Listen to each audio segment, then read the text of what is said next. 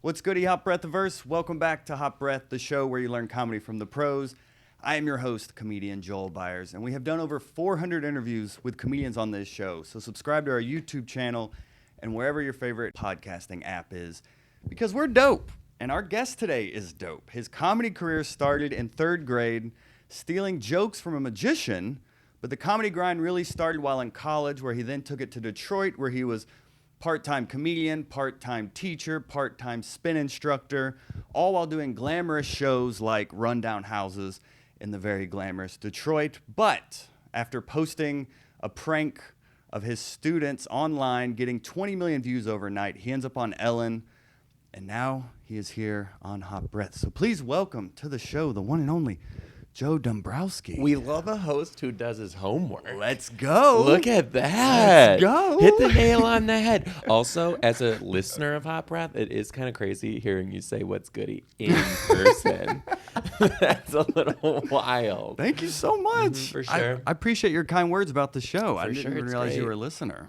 I am a listener. Well, also, I'm a big reader, too. Mm-hmm. So I'm currently reading Yes, I Can Say That by Judy Gold. And I'm also, did you read it? I haven't, but I'm familiar Great. with Judy. Yeah. Super great. Uh-huh. And then also the new comedy Bible by Judy Carter. Have you read that one? I haven't. No. God, I'm such a teacher. I cannot let this side of me go. I just feel like you can always be really good at what you do, but you can always get better. So I'm constantly like reading, rereading, soaking up comedy stuff, and I listen to Hot Breath all the time. Oh, that's so. Oh, I'm honored. I love Thank it. you. I Yeah. love it. Even love it. 12 years into comedy, you're still a student like me, so I love that. Yeah. Oh my God. I mean, like, Let me make sure this is on too. I'll Okay, always we're have good. goals. You know? Yeah. So What are your goals now? I'm about to shoot my first special. Uh-huh. So that's a goal that I've had for a very long time. That's about to happen. So that's cool. I still have, I won't say smaller, but I have these goals that are kind of like the comedian notches that might not mean anything, but we all sort of want still. Like one of my bigger goals for 2023 is I want to do a late night set. Like I just want it. Like, is it going to move the needle? Probably not, but I want it. Like, I just want to feel it and know that I did that as a comic. And then like pitching around a few shows that I wrote, but You got a pilot about your life churning around? No. I actually am going a different route. Like I know Not the teacher? No, At one time you did, right? At one time I did, and I Okay. still do have that in my back pocket, Uh-huh. right? But I am working with an unscripted concept that I put together loosely, so no one steals it. Right. And you don't have to say whatever you don't want, because people are People are crazy. savages. So it's loosely, I will say, following the lives of teachers outside of teaching. Oh, cool. Unscripted, lots of humor that naturally just brings itself up. But that, like, getting that sold is another big, big goal for me. I don't know if that one will be in 2023. But the big one for 23, shooting the special, getting the special hopefully sold and out there. Mm-hmm. Best worst case scenario goes on YouTube, which in this day and age as a comic is a great place to do it. For sure. And then, hopefully landing late night, and then we'll go from there. We'll see what happens. Yeah, I am curious of like almost what's next. It seems like a lot of people are doing YouTube specials, so my brain is already like, well, I wonder what's going to be the next iteration. Is it like kind of what Schultz and now Dane Cook has done of selling it themselves and then recouping the expenses that way? Or is YouTube like it's still the way, and it's still the way to get a bunch of exposure, and it's all, at an expense, but you sell tickets, which you can then recoup as well. Right. Honestly, I think the model is going to be very Chris DiStefano with like shorter YouTube specials. We're going to see much more half hours and less hours. And then the other half, like, you still shot it and you can do whatever you want with it. So like he put his out, the rest of it was on YouTube or personally sold, or I don't remember exactly what he did, but I kind of feel like the industry is going to stop with this long form content being the big names and the big money, because, like, let's be real, who's sitting down for an hour and right? Don't you feel- Exactly. like we are, because we're comedy psychos, but like who is? I put 3-minute videos out, and I watch the drop off The stop retention like is just less than halfway. Right. It's like, okay. So what's really happening here? I don't know. So I am still toying around. I'm going to film my hour, but I don't know if I'm going to release the hour. Yeah. I might do it like 30 minutes instead. I don't know. Yeah, when I did mine, like I self-produced one and I sell it on my website, and like I shot a bunch of behind-the-scenes footage. Like the idea was for it to be a documentary. Yeah. And then you get into post and you're like, oh, this is another year of editing. Did you do post yourself? I did it with the guy that directed it, cool. I do know how to edit, so we were like going like back and forth on it. Yeah, nice. But it's a whole other. There's the projects live or die in post, really. Oh God, I know. I'm so scared. Well, my whole thing too is I'm taking baby steps. Like right now, I have all the jokes that I want. I figured out which ones I want to take out. I know what jokes I'm going to film. Mm-hmm. So now I'm tweaking a little bit, tightening, refining, just microscopic things like a word here or there. Of course. And then it will be ready. After I shoot it, I will decide like how are we gonna do this? What to do with Yeah. it? But is this one? Are you putting up the expenses up front? I am. Oh my gosh! I know. I'm self-financing, and then we're gonna try and sell it. And if no one buys it, then I'll put it out myself. So we'll see. But the internet's the wave now.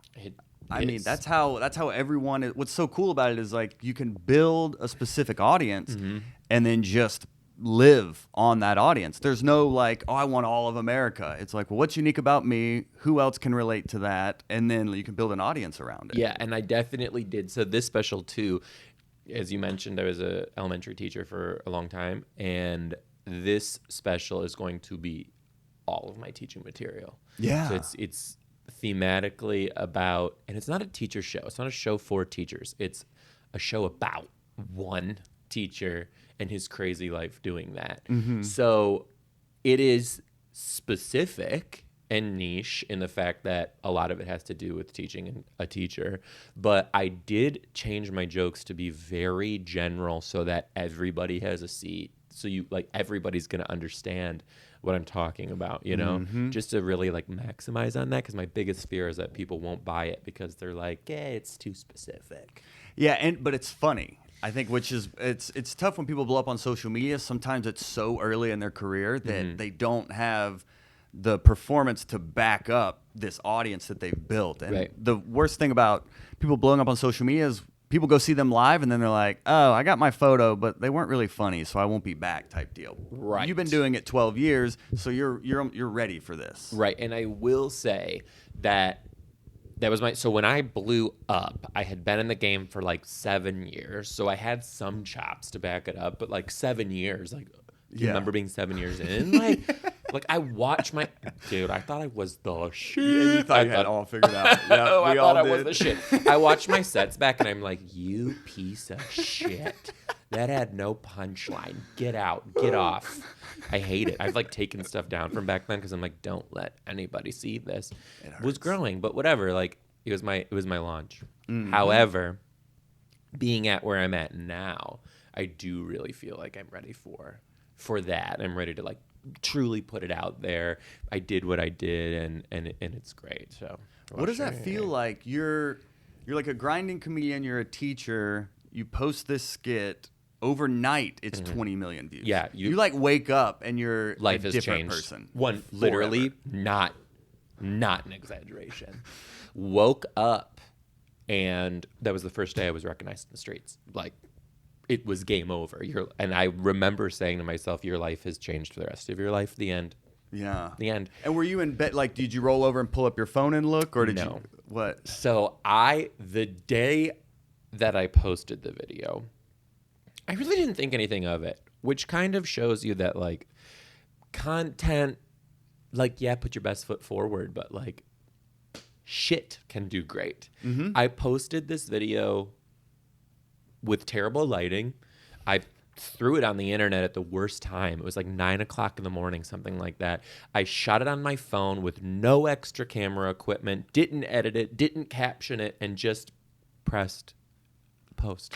That's it. And it went nuts. So I post it in the morning. I work the rest of the day. I'm not really paying attention to it. And then I had dinner plans with a friend of mine, and we were out at dinner, had a normal dinner, and I left. And another friend of mine was calling me from Tennessee who I hadn't seen in like 7 years, right? And I'm like, this is weird. I should answer this. She's like, you're on the news in Tennessee. I'm in Michigan. I'm like, what are you talking about? She's like, your video is on my TV right now. I'm like, this is nuts. So then I go to the video and I'm like watching it. I had my phone down and I'm just like, it's not stopped. Like my phone's not shutting. The screen is staying bright. Like I'm losing battery because it's just notifications and notifications.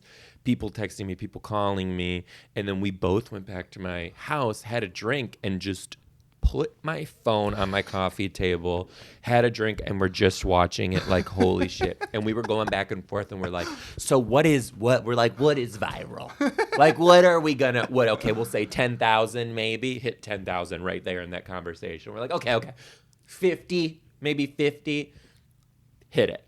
And she's like, if you wake up and there's 100,000 or more, we'll call that viral. We'll go with 20 million. 20 million. I walk into school the next day. Everybody knows about it. Nobody even had to say or talk. Like, wild. The parents, oh my God. Like, I'm taking the kids out at the end of the day. They all are looking at me like, holy shit. Like, it was a thing, dude. It was a thing. My kids, my students were getting phone calls from radio stations to do interviews about me. That's how nutty it was. That's a little creepy. A little creepy. Yeah, for sure. But also, like, it was because I was in so high demand, they can't get a hold of me. So they're like, who else can we get to talk about him? The kids. Boom. Yep. And then how soon after that did Ellen happen? About so let's see that. About a week. Mm-hmm. So I posted the video, and at the end of that week, I went on a family reunion vacation in Orlando, and there were a lot of kids on this trip with us, like cousins, kids, and things. And we were at Epcot, and we all went on the Finding Nemo ride, which is voiced by Dory, which is voiced by Ellen DeGeneres. And we're going in the ride, and the whole weekend, people are like, I wonder if Ellen's going to call you. I wonder if Oprah is going to call you. I wonder if Dr. Phil. And I was like, yeah, I don't know. So we get on the ride, and I'm like, wouldn't that be so crazy if Ellen, like, actually did call? And we got off, and I had a missed call from Los Angeles, and it was the show. And then did my first interview on the streets of Epcot, went back to the hotel, had to do a Zoom. Then they wanted to do one final Zoom, and I had to coordinate with Disney World to, like, give me a quiet space to do it. And I was in, like, a woman's, like, breastfeeding, like area. And I did the Zoom in there.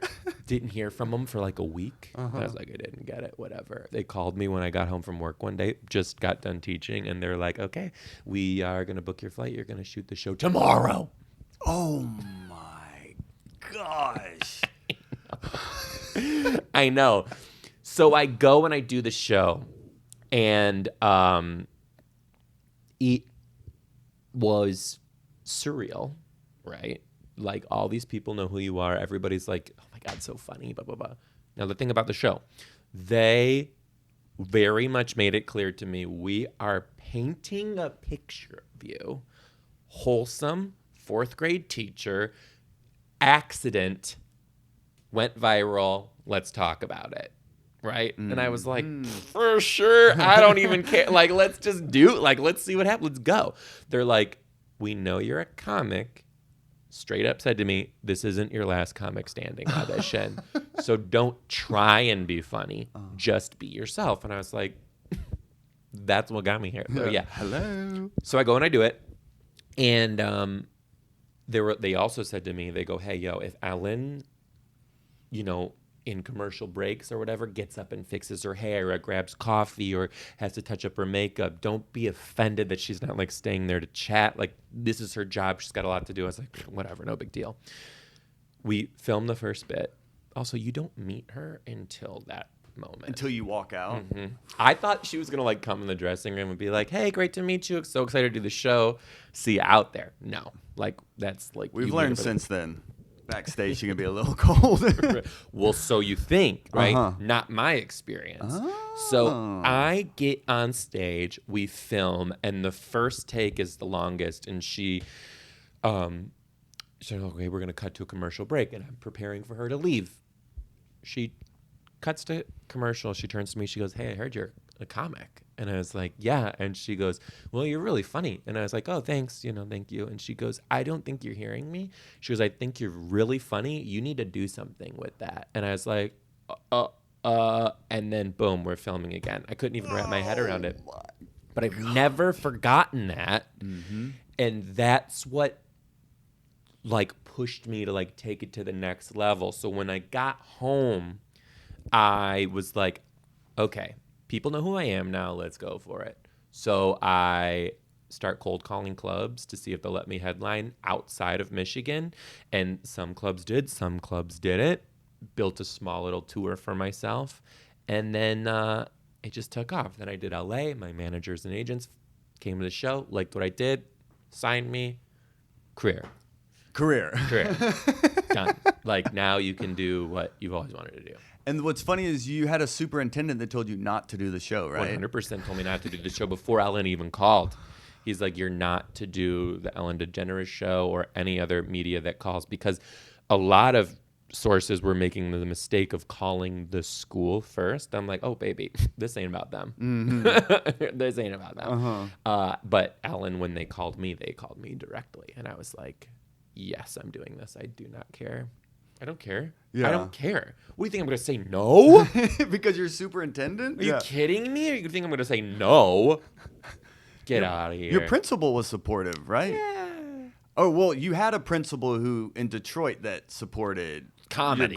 Your comedy grind. Okay. So at this point, I had worked in 2 different elementary schools, 2 completely different districts. Okay. And my first principal, I started doing comedy.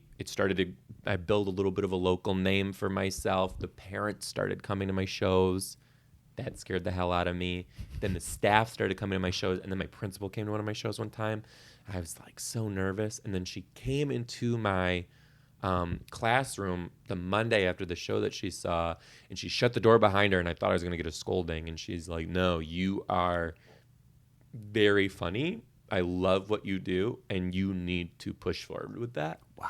And go for it. And I was like, are you kidding me? So then she would turn an eye anytime I had to take like leave half day on Friday to get to a gig or take a Monday off because I was doing a Sunday show. Wow. Look, she would just go for it. And she was like, whatever, we'll make it work. And I was like, holy shit.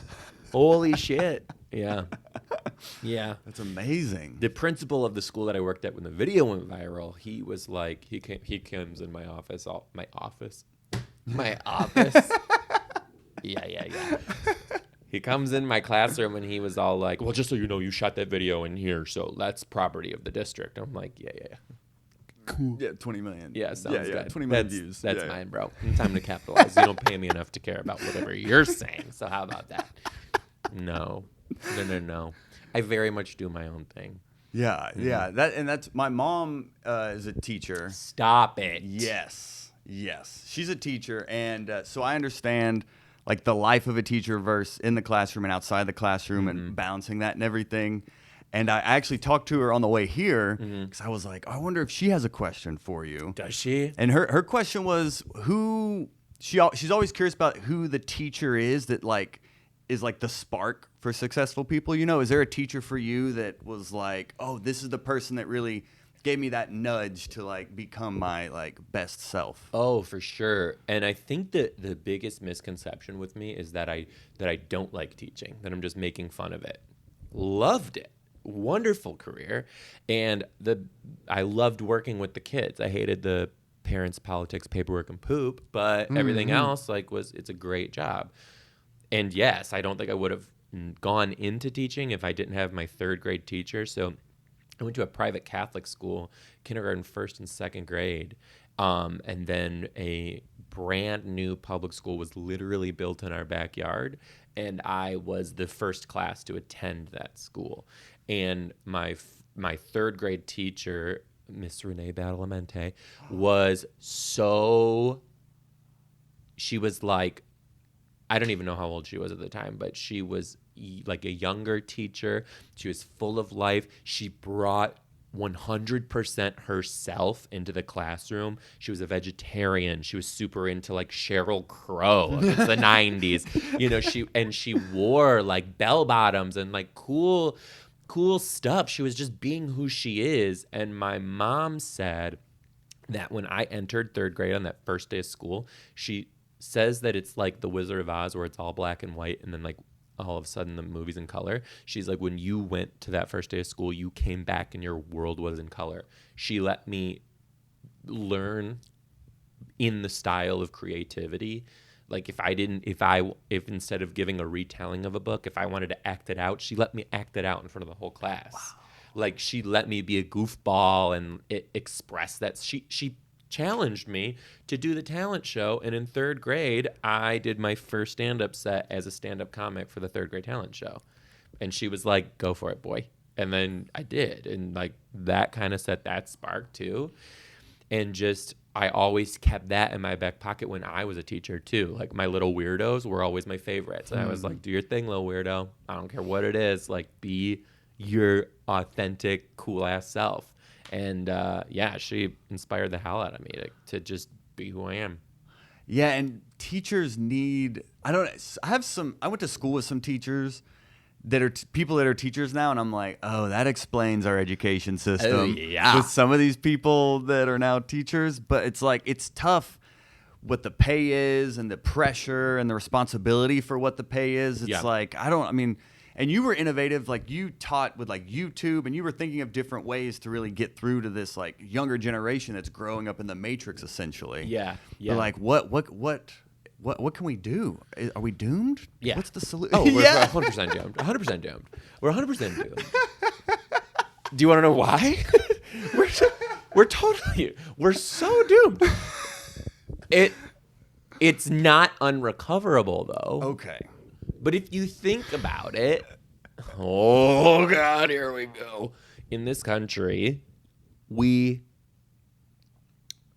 reward people for going into these businesses that make more money, right? And if you work for one of those types of jobs, you will make more money for yourself by making more money for this company and this business. And that's not the case for teaching, which is insane to me because those companies are selling a product, right? So the more product you make, the more money the people who work for that product make.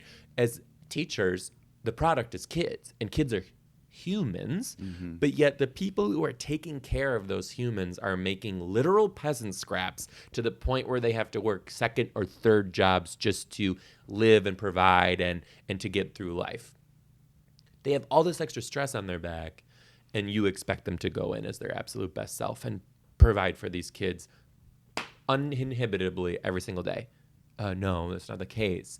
We need programs in this country to reward teachers for choosing that job. And maybe it's not paying them more because that's coming from taxes. It's probably going to be really hard to find those fundings, right? But why aren't teachers getting cutbacks? Well, why do teachers have insane student loans? Why do teachers still have to pay $500, $600 a year just to get their certificate renewed? Wow. To be able to teach. Give them that piece of paper so they can spend the money and maybe make a car payment or something, like to make their lives easier.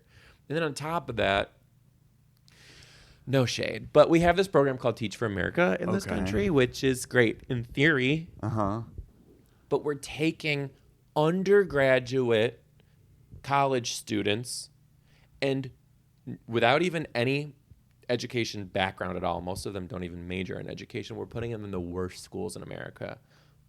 Why? They should be in the areas where there's very little issues. And the teachers who are teaching in these worst schools should have experience and should be compensated for gaining that experience so they can focus on these kids because they now know what they need, you know? Mm-hmm. Just the system's broken and corrupt, but I don't think it's beyond repair. I think the country just needs to get creative. I'm a comic with a message, bitch! Mic drop. Mic drop. I do like to say that I use my comedy. Like, my comedy is just a vessel for change, right? Like, I want you to laugh at my show, and then I want you to leave and question while you're laughing. And why you're laughing is because of how insane it is to be a modern American teacher. Yeah, there's got to be parallels between being a teacher and a comedian. Are you serious? It's the same thing. Uh-huh. You're 9 to 5. You're dealing with kids who are acting like drunk adults, and then you're 5 to 9. You're dealing with drunk adults who act like kids. It's the same thing. First of all, I do pride myself in my crowd work. I really do. My crowd work is what it is because I was an elementary school teacher. That's all it is. You like, they serve you something, you got to dish it back, and it just translates to stage. It's great. It's great. Yeah, I guess that is what I've learned. Is I'm 34 now. And I knew we were around the same age. Yeah, you know, white don't crack. I knew. And especially in Atlanta, right? Uh-huh. We out you. And in Atlanta, I'm White Boy Joel. Like, I came up in all the hood rooms. Like, those are the only shows I could book back in the day. I just want everyone to know today that I asked Joel if he wanted me to pick him up a coffee. I'm breaking the wall. I'm sorry. Oh, no, you're good. And he said no. And I said, are you Mormon? Because Joel just has the sweetest little Mormon face. I love it. I love it. It was 4 p.m., Joe. Mm-hmm. You know, me not drinking coffee at 4 means Pacific I'd like to time. sleep. Pacific time. time. Right. And you flew in today to. I did. You flew in a day early to do this. I appreciate that. Yeah, well, you know, I'm not trying to miss the gigs, baby. Not trying to White Boy Joel, that's awesome. Yeah, it's awesome. true. Similar upcoming Detroit, very urban, which is a weird term, but yeah, it's like Detroit's a black city. Atlanta's a predominantly black city, and coming up in comedy, like, you gotta be able to work all different types of crowds, and the way to do that is not be scared. Just because people can laugh at everything. It doesn't matter who the audience is. Just be who you are and do your thing, and someone's going to connect to it. Yeah, that's what I've learned is, like, authenticity will bridge all gaps. Like, regardless of background or what their experience is, where you're coming from. Like, if you're being real, then you can really entertain anyone. Yeah, and as long as it's funny. Funny. It's got to be funny. Yeah, don't be a bigot. It's got to be funny. Don't think if you say it cool that it's funny. Yeah. There's got to be punchlines, kids. 100%. We got to remember it's comedy. Do you know how many people like just get out there and don't post punchlines? I'm going to show you a clip after this because I'm not going to publicly talk shit. We're going to do it behind the camera. There'll be Patreon. Yeah. Someone posted this clip, like a bigger comic, recently, and I was baffled. They were also using this clip to promote their shows that are coming up, and I was like, okay, first of all, there's no punchline, and second of all, this joke is just wrong. It's just mean. Wow. And if there was a punchline, that joke was salvageable, but it was just a mean-spirited joke, and was like, posted it with full confidence, like. And at the end, it was like, here's where I'm at next. Come to my shows. I was like, the audacity. The audacity. It was wild. It was truly wild. That just reminded me. I forgot your hot breath water. Hold on. Oh. There you go. Oh, my gosh. Thank you. Thank you. I forgot. Oh, I'm keeping it. Yeah, that's for you. I'm keeping this. Thanks. The coolest water for the hottest podcast. Thanks, there we go. Joel. Thank you. Yeah. I love it. You're welcome. Yeah, this is Fontes water. They're mountain spring water in the Blue Ridge Mountains of Georgia. So this is real. This is good water. This isn't that Dasani poison, all right? There's one ingredient, and it's spring water. Dasani has like 4 ingredients, and none of it's water. That's weird. Yes. Well, I learned something new today, that there's mountains in Georgia. Yes. Never claimed to be good at Okay, geography. cool. So we're still. Are you still good on? You just gonna do a little bit more here? Oh, you tell me when. Okay. Okay, I'm cool. good. So let's get into you being like a comedian now, and this is your full-time job. Like, I think something I get asked a lot is like taking that leap, like that moment to where it's like, okay, I'm willing to take the risk and make this completely unstable job my career. Was the moment the 20 million views? Was the No, moment oh God, no. let me make this amount of money in comedy first? Like, Okay, how well, did you decide? First of all, how long were you and your wife together before you just went full-time comedy? I went full time. I was full time before she moved down here. Oh, she moved down here for you. We went to school together Uh-huh. in Tennessee. Okay. And then we were like friends, and then we like kept in touch after we graduated, and we visited, and then we were like, oh, we should like Do this thing. Do this. Yeah. So then she moved down here, and I was full time when she moved down Already. here. Okay. But I was probably 8 years in, I think. when I Oh, went okay. full-time. So I don't think that you had this experience. So my partner Morgan, first of all, you got to get you a partner who like sees the vision and is Yes. like down to ride with you. 100%. Yeah, like if your person is, I'm so sorry, if your person's holding you back from this, you have to choose. Yep. And if it's not comedy, hey, that was your choice. But like, if your person doesn't believe in what you're doing, it's not gonna. I don't think it will work. I agree. Because you'll hold yourself back from opportunities and you'll say no to things. And Morgan is a math, analytics, just very solid man financially and both like in his career. In his career path, which I'll tell you what it is later, I don't like to say it publicly, is linear. Like you work and then you do this thing and then you work and then you get this thing, and that's how his job is, right? So when we started dating, yes, I was a comic. He was coming to shows, but we weren't really sure if this was ever going to be like a full-time thing as much as it was just going to be like something that had some side income for me. Mm-hmm. Although we knew that it was something that I would want and would take, we weren't just sure if it was going to really take off. And when it did, we really had to talk about like, what does this look like? What are the goals here? And when do we know it's not working? Like what's the sign that it's not working? And we just really like blew through these caps and we're like, okay, well, comedy now makes this much and I make this much as a teacher. And then once I started to make when comedy was making more money than teaching, it was a good sign. When comedy was sustainably making more money than teaching, it was a great sign. And when comedy doubled and then tripled what I was making as a teacher, it was like, okay, you have enough money to support for at least a year. Let's see what happens in that year. And then I left, and we both saw the benefits, which was when I did leave, the kicker was I had I think there's a red thing on your screen. That means it's recording. Oh, good. Great. Yeah, we're good. Thanks for looking, though. That's ADHD. No, you're great. I have to look. I'll get roasted in the YouTube comments because they're like, stop looking in the camera. And I was like, I'm literally making sure it's still on. Yeah, like, it's not about you comments. I'm a one-man band here. Like, sorry for putting this up for free. Sorry. I had I was a good teacher, Joel. Like, I was a really good teacher. Like, I really cared. And my last year was really tough. I had a tough group of kids with a lot of baggage, and I was also trying to balance teaching and growing my comedy career. And in teaching, you have to go through evaluations every single year. And like everything you do, you should strive for the best, right? The highest evaluation ranking in teaching is called highly effective. And I, at the end of the year, did not get highly effective. I got one notch below that, which is still really good. But I'm a little bit of a perfectionist sometimes. That kind of like bothered me. So I had a meeting with my boss, and she was like, yo, I'm going to be straight up with you.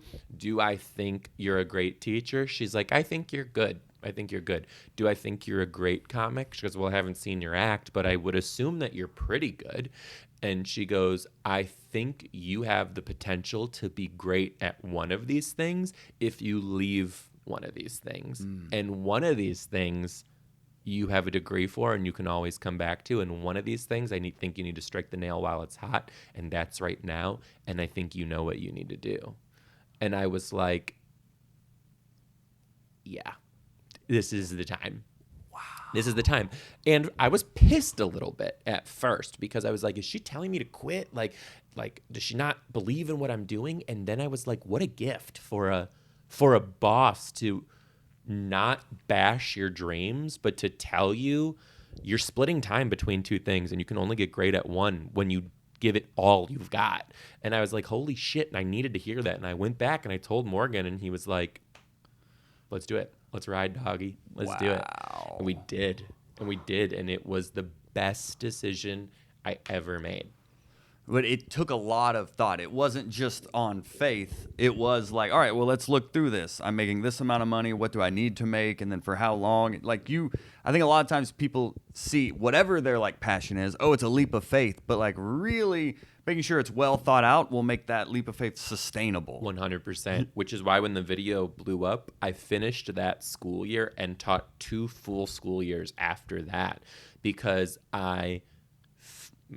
number one, needed steady, reliable income, and that was my career. Mm-hmm. Number 2, I knew that I was riding this teacher thing and I was building this teacher audience and I wanted to remain relevant as long as I could, and that was it.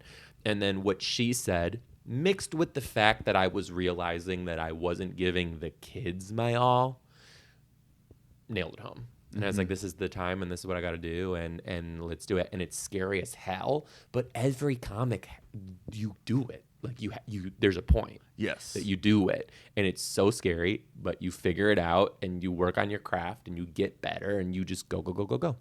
Yeah, for me it was like I saved up a nest egg. Mm-hmm. Enterprise Rent-A-Car. Oh, come on. The only good thing they did. Come on, Washing Joel. Cars in a tie, baby. There we go. That was a rough job. The elite, though, of car rentals, one might say. We were the elite. Well, I don't want to perjure myself. They may book me for a corporate gig sometime. Yeah, and I'll take a sponsorship. I still drive to I would actually sometimes. love a sponsorship as well if you guys. Yeah, actually, I should tap into that. I love Enterprise. It was great. But we love green. Worked that for a while, and then like I saved up a nest egg, and then like made like a pro-con list of like, well, what's the worst that could happen? Mm-hmm. What's the best that could happen? Like just quitting my job, and I was willing to live with the worst, and it just kind of it worked out. But it's like when comedy becomes your job, it needs to be a well thought out decision because it can really suck the fun out of it. Oh. When it becomes like, oh, I don't get to do this gig, it's like, oh, I have to do this gig or I have to find this gig. It like what was a fun hobby is now like your livelihood, and it changes the relationship with comedy. That year that I quit too, I said no to literally nothing. Like people would even be like, we will pay you $100 for 45 minutes and a little after thing too. And I'm like, sure. Like I don't know what money's not going to come in. So how could I say no to something? Mm-hmm. And would just rack up the coins as much as I could. Yeah, and like you said, having a supportive teammate to really be there for you. Literally, he's the best. You can't. Yeah, you really can't. I mean, even you, like we were talking before this of like pandemic, we're unemployed overnight. You had just come back from like a Canadian and Australian tour. Like you're global, and all of a sudden you're like, oh, I'm unemployed. Did Australia, did Canada. I'm in Edmonton, Alberta, doing, it was 4 blowout sellouts, right? And I'm watching every single show, less audience. I'm like, I sold all 4 of these shows out, and then by my last show, 25% of the house had people in it. Oh. And we were like, okay, shit, things are getting real. Flew home. When I landed, they closed the border. Literally, I wasn't even home yet. My flight landed and they closed the border. I was almost stranded in Canada. And when I got home, my managers called me and they're like, every single show on your tour has been canceled. And it was like 20-something cities gone. Wow. Like all that income gone. I had nothing. And I surprisingly didn't panic. I just got creative. And the one thing that I did is I was like, let's flex the muscle a little bit. I'm not a character actor. I'm not a character comic. I created a character. Her name was Trish. She's a white trash addict who her job is to shuck pearls on Facebook Live. Have you ever seen people do that in real life? Never. People shuck pearls on Facebook Live, and then you can like buy them. And like for people do that for real. And I was like, well, let's do this as comedy. But I turned it into trivia. So I was playing trivia with my fans as this character. And if you got the answer right, I'd shuck you a pearl, which is now not only catering to my fans, but people are coming to this pearl shucking thing thinking that it's real. And I've still made people who are fans from that who come to shows and be like, I found you because of Trish. Her name was Trish. And it was all about just like getting creative, because I think especially in comedy, if you let people tell you what it is and what it is not, you lose. Mm-hmm. Yeah, you got to follow your instincts. Yeah. And I've interviewed several social media people on here, and just saying that have built the following on social media and be able to monetize it. I know there can be like, you can make a good living just from home and creating videos. Mm-hmm. You know, I mean, people are making, well, have you heard of Country Wayne before? I have, yeah. Yeah, I've never seen him live. Yeah, he recently was talking about making, 6 figures a month from just social media. Did you say shoot you? Shoot me, yeah, that's crazy. Okay, honestly, here's my thing is like, I know I could do that if I wanted to, but like I thrive in the realm of live performance. I don't know. It's like, I was thinking about that the other day, and I was like, if I doubled down on my internet shit, I wouldn't have to go out. And I'm like, but I don't know. Like the roar of a crowd is my black tar heroin, you know? Yeah, there's nothing like it. Yeah. But a nice, juicy bank account isn't terrible. Fantastic. But the live shows can do that as well. Yeah, they can. So it's just one can feed the other, you know, and the one can be your day job, the social media. Yeah. I plan on quadrupling on my social media stuff when we have kids. Okay. So I can really focus on like being home, but still making a lot of money in comedy. Yeah. But like, not right now. I'm just doing what I love. So you're that thought out that like at this moment in my career, I want to be focusing on this. And then the next chapter, I'm going to be doing like another thing. Like, are you that planned out? Kinda. Yeah. Like I know once we have kids, I probably won't tour for at least 6 months, and I'll double down on my podcasting, my videos, my online content, continue to generate revenue from views and also from sponsorships. But then while I'm in that phase of life, I'll be writing all new material about having kids and then take it out on the road. Wow, I'm psychotic. I'm such a teacher. Oh my God, I hate myself. No, words of affirmation, positivity. Oh my God. I literally, okay, here's another funny story. My team, we're like building my 2023 touring schedule, and they're like, okay, let us know when you want to work, when you don't, and what cities you want to do. I sent them a color-coded spreadsheet. That's amazing. I know, because I was just like, I need you to know, and like, I need you to like not fuck it up. So dates that I want you to book me are in blue. Don't book me on dates that are red. And here's the cities that I haven't played. Here are the cities that historically do well for me. Let's make it happen. Oh, you did their job for them, essentially. A little bit.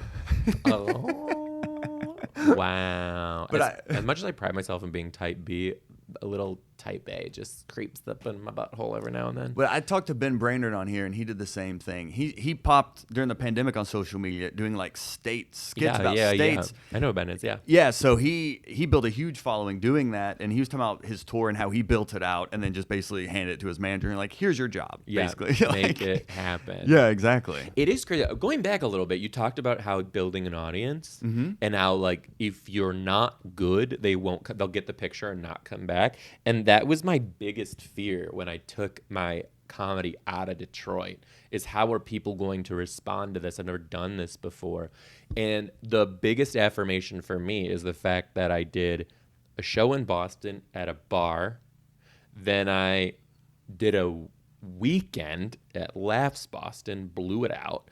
And in 2 weeks, I'm doing 2 sold-out shows at the Wilbur. Like, they're coming back, right? Gosh. But it's stuff like that, like, that's the affirmation as a comic. Like, not only do they like it, they're coming for more, you know? So you got to pay attention to those little things as a comic, too, because you got to know, like, are they into it? Yeah, I mean, this is your first time performing in Atlanta, and you're at center stage where like Jim Brewer is there tonight. Roy Wood Jr. shot his Comedy Central special there. Like, that's where he shot it, at he center did. stage. Isn't it crazy how they can change Incredible. venues so much? Yeah, I interviewed him the next morning at 6 a.m. Oh, shut up. That's cool. It was cool for him. Like, that was another moment of like, oh, this podcast is working. Like, he was willing, after doing 2 Comedy Central tapings, to get up at 6 a.m. and do a podcast before he flew out. Like that, like getting to do things like this and to meet successful people in the game. You're like, oh, like the nice people are like, they're successful for a reason because like they're nice and willing to give back even no matter how big they get. Yeah, that's cool. That's really cool. I love seeing where people shoot their specials too, because it's like, oh God, you never know. Like Rosebud Baker shot her Comedy Central at Zany's. Watch a special back. You never know. Oh, I didn't know that. Yeah, Zany's Nashville. You'd never know. Oh yeah, Miss Pat shot her there. Yeah, Miss Pat shot hers there too. No, she shot hers at a comedy club here, but you could never tell. Roy Scovel shot his at like in the basement of a church. Yeah, but here how southern. That was like it was Relapse Theater. But they put up curtains like you could never tell that you were in like what was once a homeless shelter. You know, hear a crazy ass story. You want yes. to hear it? I was supposed to film my special in 3 weeks from today, and I had this whole vision. I'm doing the bangers about being a teacher, and I had it all lined up that I was going to shoot in the gym of the first school that ever hired me as a teacher, right? School's 120 years old. A month ago, the ceiling fell through. Collapsed. Destroyed the building. The kids don't even go to school there anymore. They had I thought you were going to say the kids, they're all dead. No, thank God it happened on a weekend. Funny, it happened one classroom over from my classroom. Oh, man. So, that school, they don't even know if they're going to open it next year. So they're like, clearly you're not shooting your special here. And I was like, oh shit. And then picking up the pieces to try to get a venue on that specific date that's not only of quality, but is what you want is very hard. So that didn't happen. So now I'm filming in LA in March, which is cool because I've kind of changed it a little bit. I'm going a theater rather than a school. Yeah. But it's kind of like, I was like, God damn, that would have been cool. Is that the only place you could do it, though? No, it's other schools? Or? Okay, here's the thing. We then started looking at other schools, and we started looking at other schools in other states and everything like that. And I was like, just not into it because it didn't hold the same weight.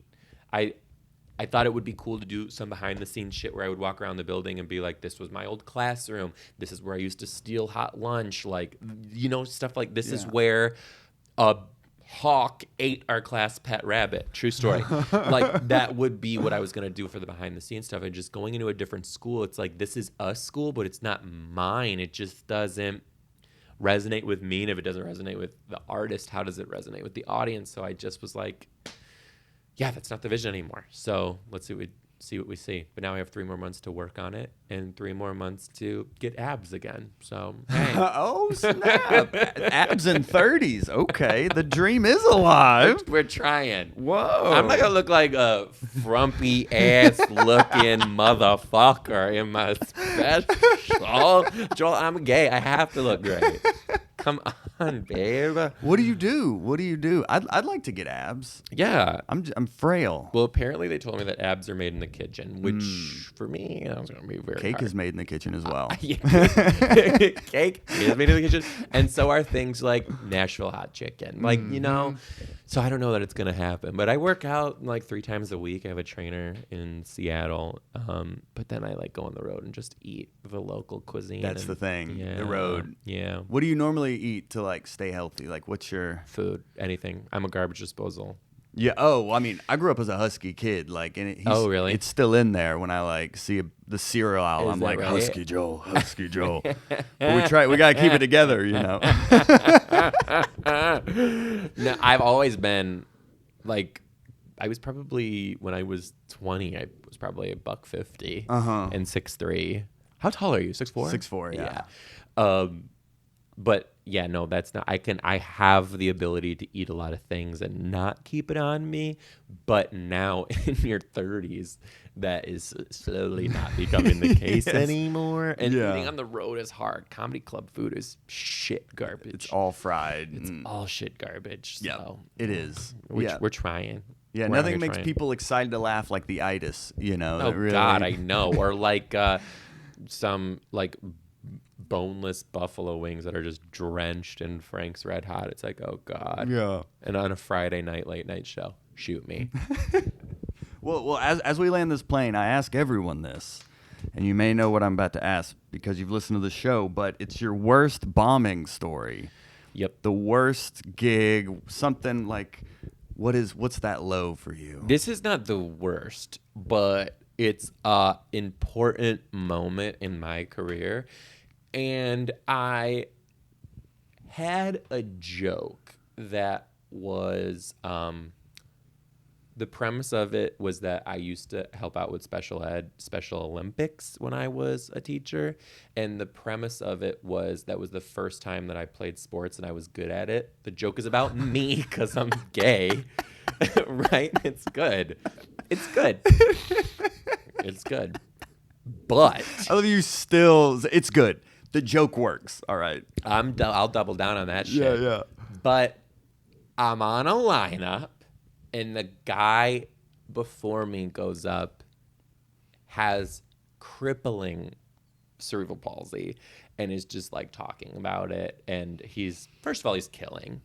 And then I went up there, and the whole time I'm like, "Are you gonna say it? Are you gonna say it? Are you gonna say it?" And I didn't say it because I started to really realize that there is a difference. Like, yeah, people are coming for comics left and right.